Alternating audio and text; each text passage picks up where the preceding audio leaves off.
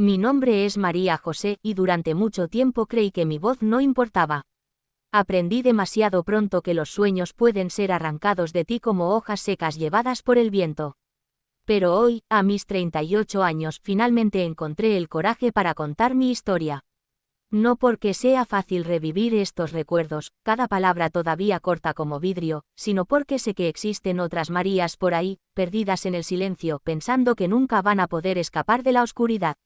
Esta es mi historia, y si estás leyendo esto ahora, que sepas que hay esperanza incluso cuando todo parece perdido.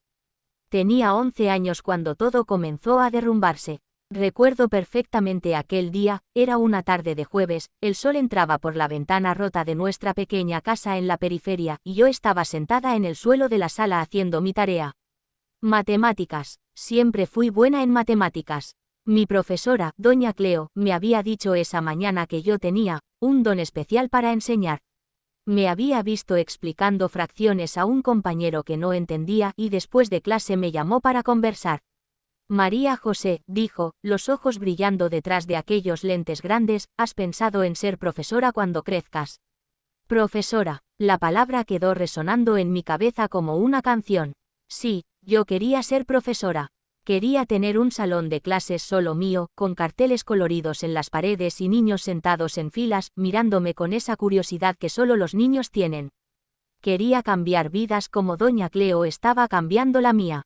Pero aquella tarde de jueves, cuando mi padre llegó a casa tambaleándose, los ojos rojos y aquel olor que ya conocía tan bien, una mezcla de alcohol barato y algo más amargo, no imaginaba que mi sueño estaba a punto de convertirse en polvo. Mi madre nos había dejado 2 años antes. Simplemente tomó sus pocas cosas y se fue, dejando una nota diciendo que no aguantaba más. No la juzgo. A veces todavía me pregunto si intentó llevarme con ella y yo bloqueé ese recuerdo, o si realmente me dejó atrás. De cualquier forma, quedé sola con mi padre. Él no siempre fue así. Tengo recuerdos vagos, casi como fotografías descoloridas, de un tiempo en que él sonreía. Lo recuerdo poniéndome sobre sus hombros cuando yo tenía unos 5 años, caminando por el barrio mientras yo reía allá arriba, sintiéndome la niña más alta del mundo. Pero las drogas tienen una forma de borrar a las personas por dentro. Primero despacio, después de una sola vez. Fue un viernes 3 meses después de aquella conversación con doña Cleo que mi vida terminó. O al menos, la vida que yo conocía. Acababa de cumplir 12 años. No hubo fiesta, ni pastel, ni regalos. Mi padre lo había olvidado y yo ya no esperaba nada diferente. Estaba acostada en mi colchón delgado en el suelo de mi cuartito, si es que podía llamar aquello un cuarto, era más un depósito improvisado cuando oí voces en la sala. Voces extrañas, graves, peligrosas. Reconocí la voz de mi padre, pero estaba diferente. Desesperada. Él estaba suplicando. Me levanté despacio, el corazón ya latiendo demasiado rápido, y me acerqué a la puerta entreabierta. Lo juro que voy a conseguir el dinero. Mi padre estaba diciendo, la voz quebrándose. Solo dame una semana más, solo una más. Ya te dimos 3 semanas, José. La voz que respondió era fría como el hielo. Nos debes 50.000, ni una semana más, ni nada. O pagas ahora, o resolvemos esto a nuestra manera. 50.000 reales. El número era imposible, absurdo. ¿Dónde mi padre conseguiría 50.000 reales? Apenas teníamos dinero para comida. No tengo. Él estaba llorando ahora. Mi padre, llorando. Ustedes saben que no tengo. Hubo un silencio pesado. Después, otra voz, más joven, pero igualmente amenazadora, y aquella niña allí. La hija. Mi sangre se congeló. No, mi padre dijo, pero su voz estaba débil. No, ella es solo una niña. Niña. Ella tiene que, 12, 13 años. Ya casi está señorita. La voz hizo una pausa. Vale unos 40.000 fácil. Bonita, jovencita. Hay gente que paga bien por eso. No entendía completamente lo que estaban diciendo, pero entendía lo suficiente para sentir el terror recorrer mi espina dorsal. José, ¿es ella o tus dedos? Tú eliges. El silencio que siguió fue el más largo de mi vida. Segundos que parecían horas. Y entonces, en una voz tan baja que casi no oí, mi padre murmuró, «Está bien». 2 palabras que destruyeron mi mundo. Intenté correr, pero ellos fueron más rápidos. La puerta de mi cuarto se abrió de golpe y manos grandes me agarraron. Grité, pateé, mordí, pero no sirvió de nada. Vi a mi padre sentado en la silla de la cocina, la cabeza entre las manos, sin mirarme. Papá, grité, papá, ayúdame. Él no levantó los ojos. Fue la última vez que lo vi. Me llevaron a una casa en otro barrio. Una casa grande con muros altos y rejas en las ventanas. Por fuera, parecía hasta normal, pintura descascarada pero estructura sólida, jardín con pasto crecido. Por dentro, era una prisión. Había otras niñas, algunas de mi edad, otras mayores, una o dos más pequeñas. Todas con la misma mirada, aquella mirada vacía de quien ya había llorado todas las lágrimas y ahora solo quedaba el miedo constante, sordo, que nunca te abandona. Me tiraron en un cuarto con otras 3 niñas. Nadie me habló el primer día. Aprendí rápido que hablar sin permiso resultaba en castigo. La mujer que comandaba la casa era llamada Doña Vera, pero no tenía nada de doña. Era delgada, alta, con un rostro duro como piedra y ojos que parecían calcular el valor de todo y todos. Ella me explicó las reglas el segundo día. Tú trabajas, tú comes. Tú desobedeces, tú aprendes. Tú intentas huir, dejó la frase en el aire, pero sus ojos dijeron el resto. El trabajo era limpiar la casa, cocinar, servir a los hombres que venían e iban a toda hora. Aprendí a caminar con los ojos bajos, a no hacer preguntas, a volverme invisible. Algunas niñas desaparecían para los cuartos del piso de arriba y volvían horas después, con aquella mirada aún más vacía. Yo rezaba todas las noches para que eso no me pasara a mí. Por meses, mi suerte, si es que se puede llamar así, fue servir solo como empleada. Pero yo sabía que era temporal. Yo veía cómo algunos hombres me miraban y veía también cómo Doña Vera anotaba cosas en un cuaderno después de que ellos se iban. Mi cumpleaños de 13 años pasó. Después el de 14. El tiempo en la casa funcionaba de forma extraña, días que parecían nunca terminar, pero semanas que desaparecían sin dejar rastro. Yo pensaba en Doña Cleo constantemente. Habría preguntado por mí. Alguien notó mi desaparición. Probablemente registraron como una evasión escolar más, otra niña pobre que dejó los estudios. Una estadística más. Mi sueño de ser profesora parecía pertenecer a otra vida, a otra persona. A veces, tarde de noche, yo cerraba los ojos e intentaba recordar la sensación de sostener un lápiz, de leer un libro, de explicar algo a un compañero. Pero los recuerdos estaban volviéndose borrosos como si pertenecieran a alguien que ya no era yo. Aprendí cosas en la casa que ninguna adolescente debería aprender. Aprendí a detectar peligro por el sonido de las voces. Aprendí cuáles hombres eran menos violentos, cuáles evitar a toda costa. Aprendí a esconder comida para los días malos. Aprendí a dormir con un ojo abierto. Hice una amiga, Juliana, 16 años, estaba allí hacía 3. Ella tenía un corte profundo en la ceja que nunca cicatrizó bien, recuerdo. De un intento de fuga. Fue ella quien me enseñó los trucos de supervivencia. Nunca mires directo a los ojos de ellos, susurraba de noche. Pero tampoco te quedes mirando al piso todo el tiempo, si no ellos piensan que estás tramando algo. Mira de lado, ¿sabes? Como si estuvieras allí pero no estuvieras. ¿Tú intentaste huir? Pregunté una vez. Ella tocó la cicatriz. Una vez. No llegué ni al portón. Lo que te hacen cuando te agarran, se detuvo, temblando. No vale la pena. Ellos siempre te atrapan. Pero aún así, aún con el miedo, una parte pequeña y terca de mí se negaba a rendirse completamente. Yo guardaba pensamientos de libertad como si fueran tesoros preciosos, escondidos en el fondo de mi mente donde nadie podía alcanzarlos. Tenía 15 años cuando ocurrió la primera redada policial. Fue de mañana temprano cuando la mayoría de las niñas todavía estaba durmiendo. El ruido fue ensordecedor, puerta siendo derribada, gritos, correría. Mi primer pensamiento fue, salvación.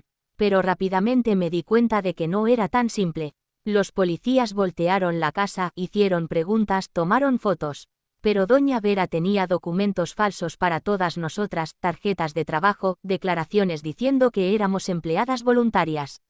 Ella tenía fotos nuestras, sonriendo, como si estuviéramos felices allí. ¿Alguna de ustedes está siendo mantenida aquí contra su voluntad? Un policía preguntó, mirando directamente hacia mí. Abrí la boca. Esta era mi oportunidad. Todo lo que necesitaba hacer era decir sí.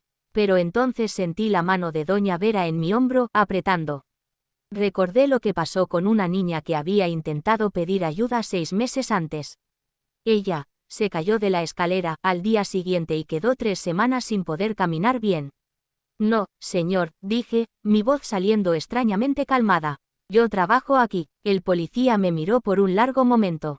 Vi algo en sus ojos, sería duda, preocupación, pero no insistió. Tal vez no quería complicaciones.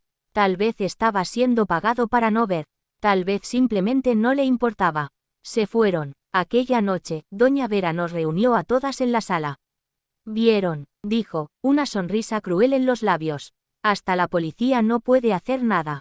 Ustedes son mías. Es mejor que lo acepten. Juliana lloró toda la noche. Yo no lloré, no tenía más lágrimas, pero algo dentro de mí murió aquel día, el último hilo de esperanza en un rescate milagroso. Tenía 17 años cuando la casa comenzó a cambiar. Nuevos matones aparecieron, más brutales que los anteriores. Doña Vera se volvió más nerviosa, más violenta. Algo estaba pasando en el submundo del crimen, disputas territoriales que yo no entendía completamente. Fue también cuando empezaron a forzarme a hacer cosas que iban más allá de servir y limpiar. No voy a describir en detalles, algunos recuerdos son demasiado pesados para poner en palabras, y aún después de todos estos años todavía me hacen sentir sucia por dentro. Juliana desapareció una noche, simplemente no estaba allí cuando desperté. Pregunté bajito a otra niña que apenas movió la cabeza, los ojos llenos de lágrimas. Juliana había intentado huir de nuevo. Esta vez nadie la vio volver. No sé si logró escapar o sí, no puedo ni pensar en la alternativa. La pérdida de Juliana fue devastadora. Ella era mi ancla, mi única amiga en aquel infierno. Sin ella, comencé a hundirme. Dejé de comer bien, comencé a tener pesadillas todas las noches, soñaba que estaba de vuelta en casa, en la escuela con doña Cleo diciéndome que yo tenía un don especial. Y entonces despertaba a la realidad cruel de aquel cuarto, de aquellas paredes, de aquella vida que no era vida. Pensé en rendirme, seriamente pensé en acabar con todo. Había maneras, si las buscabas. Pero cada vez que llegaba cerca, me acordaba de algo que Juliana había dicho, mientras estás viva, existe oportunidad. Cuando mueres, se acabó. Ellos ganan, yo no iba a dejarlos ganar. La salvación vino de donde menos esperaba. Tenía 18 años recién cumplidos cuando una nueva niña fue traída a la casa. Ella era diferente de las otras, mayor, tal vez 25 años, y tenía una mirada que no estaba rota. Había rabia allí, e inteligencia, y algo más que no pude identificar de inmediato. Su nombre era Natalia, pero descubrí después que ese no era su nombre verdadero. Ella era policía encubierta. Le tomó 3 meses montar la operación. 3 meses de ella fingiendo ser una de nosotras, ganando la confianza de doña Vera, mapeando la operación, colectando evidencias. Y yo no tenía idea de nada de eso. La segunda redada fue diferente de la primera. Fue coordinada, rápida, eficiente. Esta vez no dieron oportunidad a doña Vera para preparar sus mentiras. Encontraron documentos escondidos, computadoras con registros, dinero, drogas. Arrestaron a todos, doña Vera, los matones, hasta algunos de los clientes que estaban allí aquella noche. Y por primera vez en 6 años yo estaba libre. Pero libertad, descubrí, es más complicada que simplemente no estar más presa. Los primeros meses fueron los más difíciles. Me pusieron en un refugio con otras sobrevivientes. Teníamos terapia, asistencia médica, ayuda legal. Todo el mundo intentando ayudarnos a reintegrarnos a la sociedad. Como si fuera tan simple. Yo no sabía cómo vivir en el mundo normal. 6 años de mi adolescencia habían sido robados. Yo tenía 18 años pero me sentía tanto más vieja y más joven al mismo tiempo. Más vieja porque había visto cosas que nadie debería ver. Más joven porque había perdido todos aquellos años de aprender a ser una persona normal. No sabía cómo conversar con personas sin sentir miedo. No sabía cómo caminar en la calle sin mirar atrás cada 2 segundos. No sabía cómo dormir sin tener pesadillas. Los psicólogos tenían un nombre para lo que yo tenía, trastorno de estrés postraumático. TEP, como si poner una etiqueta hiciera que todo tuviera sentido. Como si explicara por qué tenía un ataque de pánico cada vez que un hombre hablaba alto cerca de mí, o por qué no podía entrar en cuartos cerrados sin dejar la puerta abierta de par en par. Fue la trabajadora social, doña Marcia, quien me ayudó a dar el siguiente paso. María José, dijo un día, unos 4 meses después del rescate. Miré tu ficha. Fuiste sacada de la escuela con 12 años, pero estabas yendo bien. Notas altas, especialmente en matemáticas. Mi corazón dio un salto. Matemáticas, doña Cleo, ser profesora. Recuerdos que había empujado tan profundo que pensé que habían muerto comenzaron a resurgir. ¿Te gustaría volver a estudiar? No pude responder, solo lloré. Lloré por todos aquellos años perdidos, por aquella niña de 12 años que solo quería ser profesora, por todas las Marías que nunca lograron escapar. Pero también lloré por algo que no sentía hacía mucho tiempo, esperanza.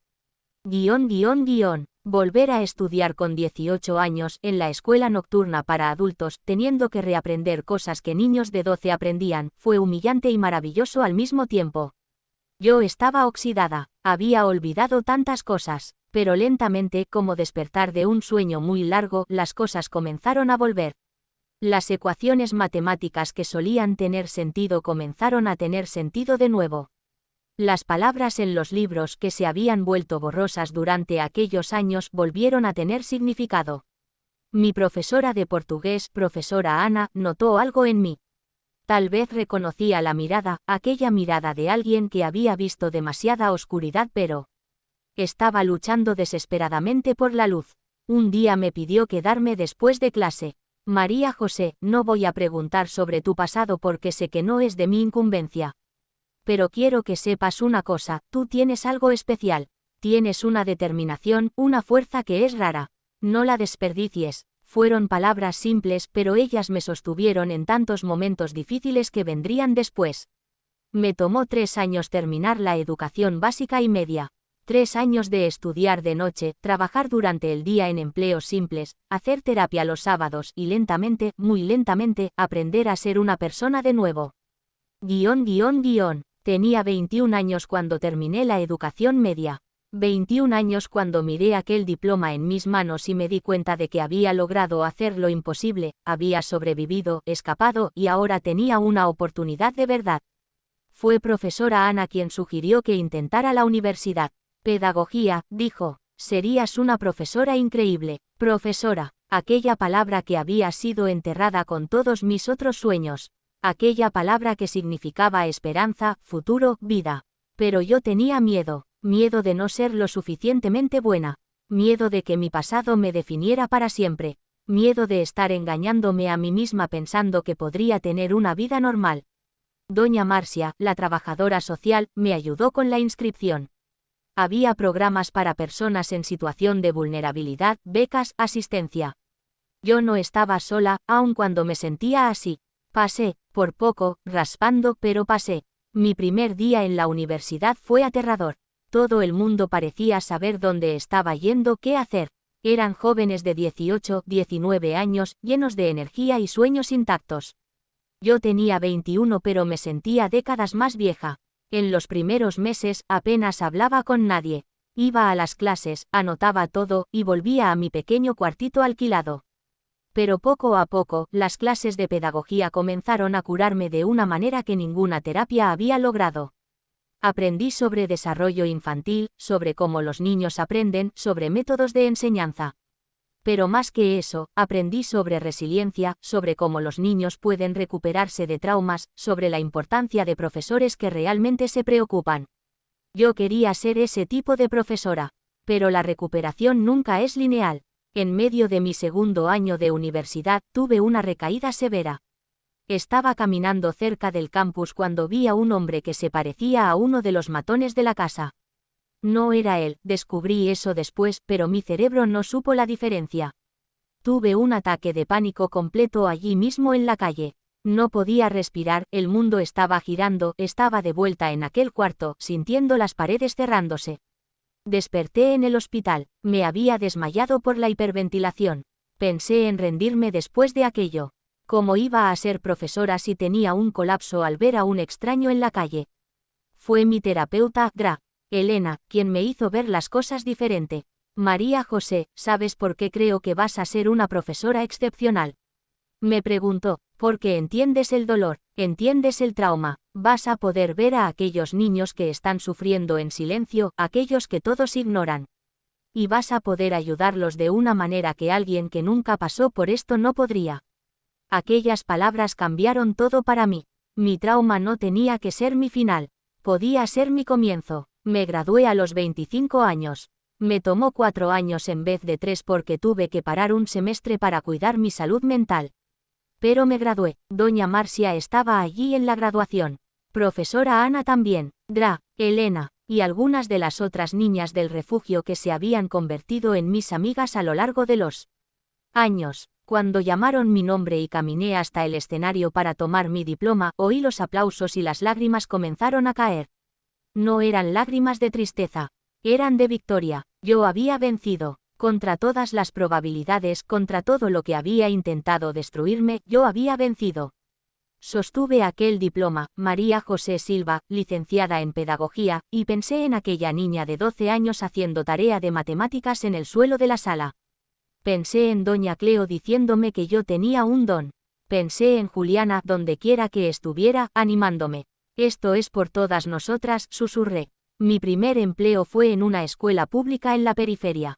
No fue una elección aleatoria. Yo quería trabajar con niños como yo fui, niños en situación de vulnerabilidad, niños que el sistema generalmente deja atrás. Mi grupo era del 4º año. 28 niños, la mayoría con historias difíciles. Yo veía tanto de mí misma en muchos de ellos. Estaba Miguel, siempre con ojeras, que dormía durante las clases porque pasaba la noche cuidando a la madre enferma. Estaba Julia, demasiado callada, que se encogía cada vez que alguien levantaba la voz. Estaba Pedro, agresivo, siempre buscando pelea, porque era la única forma que sabía expresar el dolor que sentía en casa. Yo los veía a todos. Realmente los veía, e intentaba ayudar de la forma que podía. A veces era solo preguntando, ¿estás bien? Y realmente esperando la respuesta. A veces era quedándome después de clase para ayudar con la tarea. A veces era solo siendo una presencia constante y segura en sus vidas caóticas. No podía salvar a todos. Esa fue la parte más difícil de aprender. Pero los que podía alcanzar, aunque fuera solo un poquito, hacían que todo valiera la pena. Hacía 10 años desde mi rescate cuando recibí una llamada inesperada. Era Natalia, la policía encubierta que nos había salvado. María José, no sé si te acuerdas de mí. ¿Cómo podría olvidar? Mi voz estaba temblorosa. Tú salvaste mi vida. Ella quería encontrarse para conversar. Dijo que había algo importante que necesitaba contarme. Nos encontramos en un café en el centro de la ciudad. Ella estaba más vieja, todos lo estábamos, pero todavía tenía aquella mirada determinada que yo recordaba. Encontré a Juliana, dijo sin rodeos. Mi corazón se detuvo. Ella, está viva. Natalia asintió, los ojos brillando. Viva y viviendo en el interior, trabajando en un refugio para mujeres en situación de vulnerabilidad. Ella logró escapar aquella noche, hace años. Fue duro, pero lo logró. Me dio un papel con un número de teléfono. Ella dijo que le gustaría hablar contigo, si quieres. Yo quise. Juliana y yo conversamos por horas en aquella primera llamada. Lloramos, reímos, compartimos nuestras historias de supervivencia y recuperación. Ella había pasado por cosas terribles después de huir, meses viviendo en las calles, luchando contra adicciones, casi rindiéndose varias veces. Pero había encontrado ayuda, así como yo. Se había recuperado, así como yo. Y ahora estaba ayudando a otras mujeres, así como yo estaba intentando ayudar a los niños. Lo logramos, María, dijo, su voz llena de emoción. Míranos, sobrevivimos. Y era verdad, contra todas las probabilidades, habíamos sobrevivido. Más que eso, habíamos transformado nuestro dolor en propósito. Muchos años pasaron. Hoy tengo 38 años y estoy en mi 13º año como profesora. Vi cientos de niños pasar por mi salón de clases. Algunos mantienen contacto hasta hoy. Enviaron mensajes agradeciéndome, diciendo que hice diferencia en sus vidas. Está Miguel, que ahora está en la Universidad de Enfermería. Julia, que se convirtió en psicóloga infantil. Pedro, que finalmente logró procesar su rabia y está haciendo curso técnico. No me acredito sus conquistas, ellos hicieron el trabajo duro. Pero sé que formé parte de su jornada, de la misma forma que doña Cleo, profesora Ana, doña Marcia y tantas otras formaron parte de la mía. Sobre mi padre, nunca más lo vi después de aquella noche. Parte de mí se pregunta si está vivo, si piensa en mí, si se arrepiente. Otra parte de mí ya hizo las paces con el hecho de que probablemente nunca voy a tener esas respuestas. El perdón es complicado, no sé si perdoné completamente lo que él hizo. Pero aprendí a no dejar que aquel acto defina el resto de mi vida. Aprendí que él no merece ese poder sobre mí. Comparto mi historia ahora no para buscar lástima o para reabrir heridas, sino porque el silencio es lo que mantiene este tipo de violencia prosperando. Cada vez que alguien comparte, cada vez que alguien dice, yo también sobreviví, un poco más de luz entra en esa oscuridad. Existen miles de Marías Josés por ahí. Niñas y mujeres atrapadas en situaciones imposibles pensando que nunca van a escapar. Quiero que ellas sepan que es posible. Es difícil, doloroso, y va a tomar más tiempo del que quisiéramos. Pero es posible. Mi sueño de ser profesora fue aplastado cuando tenía 12 años. Pero los sueños, descubrí, son más resilientes de lo que parecen. Pueden ser enterrados, olvidados, pisoteados. Pero si te aferras a ellos, aunque sea apenas en un rinconcito escondido de tu mente, pueden resurgir. Hoy, cuando entro en mi salón de clases y veo aquellas caritas mirándome, esperando para aprender, me acuerdo de aquella niña sentada en el suelo haciendo tarea de matemáticas.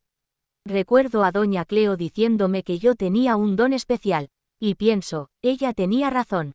Mi nombre es María José. Soy sobreviviente, soy luchadora, soy profesora. Y esta es mi voz. Finalmente libre, esta historia está dedicada a todas las sobrevivientes. Su dolor es válido, su lucha es real, su victoria es posible. Continúen luchando, continúen soñando, continúen viviendo. Ustedes merecen libertad, ustedes merecen sanación, ustedes merecen una vida buena. Y esa vida está esperando por ustedes. Solo un día más, y después solo uno más. Ustedes pueden. Recuerdo a doña Cleo diciéndome que yo tenía un don especial. Y pienso, ella tenía razón. Mi nombre es María José. Soy sobreviviente, soy luchadora, soy profesora. Y esta es mi voz. Finalmente libre, esta historia está dedicada a todas las sobrevivientes. Su dolor es válido, su lucha es real, su victoria es posible. Continúen luchando, continúen soñando, continúen viviendo. Ustedes merecen libertad, ustedes merecen sanación, ustedes merecen una vida buena. Y esa vida está esperando por ustedes. Solo un día más, y después solo uno más. Ustedes pueden.